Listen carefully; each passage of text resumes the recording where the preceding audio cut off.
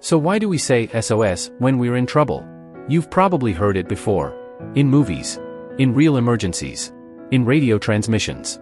3 letters. SOS. Everyone seems to know what it means. A distress signal. A desperate cry for help. But here's the strange part. Most people think it stands for something. Save our ship. Or save our souls. Or send our support. Everyone has a guess. But the truth is very different. It doesn't stand for anything at all. Yes. Nothing. So why do we call it that? And why do those 3 letters still matter today? In the next few seconds, you'll be among the top 10% of people who understand why SOS became the most famous distress signal in the world. But to understand that, we need to go back in time. Way back. To the early 1900s. A time when ships ruled the oceans. Long before modern technology. Before satellites. Before smartphones. Before global communication networks. And then something revolutionary happened. Wireless radio was invented. For the first time in history, ships could talk to each other across the ocean. No cables. No physical contact. No need to leave the ship. Messages could travel through the air. It felt almost magical. But there was a problem. A serious one. Different countries used different distress signals. British ships used one code. American ships used another. German ships used yet another. Now imagine this for a moment. A ship from one country is sinking. They send a distress message. But nearby ships don't understand the signal. Help never comes. People could die. Simply because of confusion. So in 1905, the German government made a decision. They needed one universal distress signal. One signal that every ship would recognize. Immediately. It had to work perfectly in Morse code. Morse code uses dots and dashes. Short signals. Long signals. Every letter has its own pattern. The letter S is 3 dots. Dot, dot, dot. The letter O is 3 dashes. Dash, dash, dash. Then S again. Dot, dot, dot. So the full signal becomes dot, dot, dot. Dash, dash, dash. Dot, dot, dot. But here's where it gets interesting. When you tap it quickly on a telegraph key, it sounds like one continuous rhythm. No pauses. No confusion. Just an urgent sound. Beep, beep, beep. Beep, beep, beep. Beep, beep, beep. Impossible to miss. Impossible to mistake. Easy to remember. That's why the German government chose SOS. Not because it meant words. But because the rhythm was perfect. Clear. Simple. Urgent. And that small decision changed everything.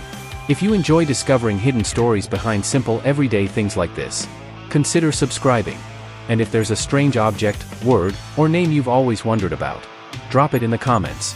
Many videos on this channel start from viewer suggestions. Now back to our story. By 1906, the world agreed.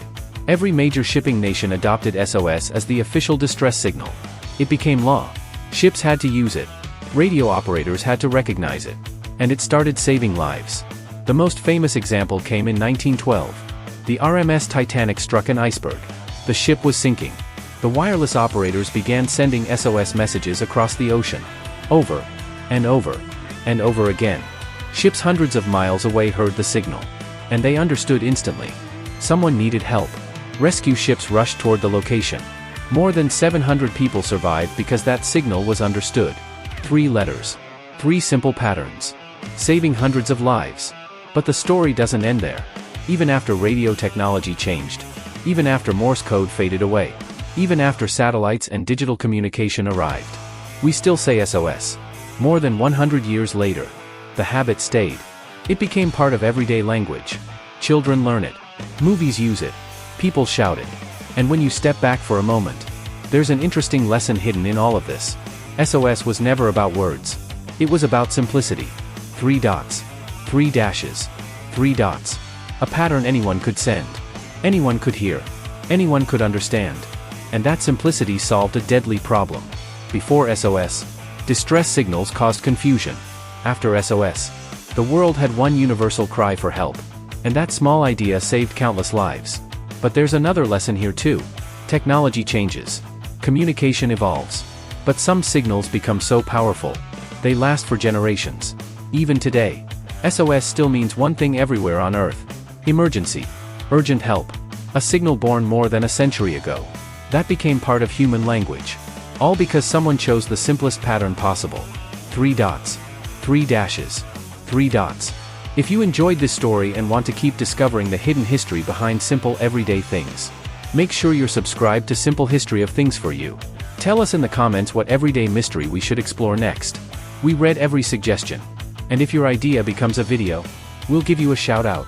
Thanks for being part of the Simple History of Things for You community. And remember, the simplest things around us often hide the most fascinating stories.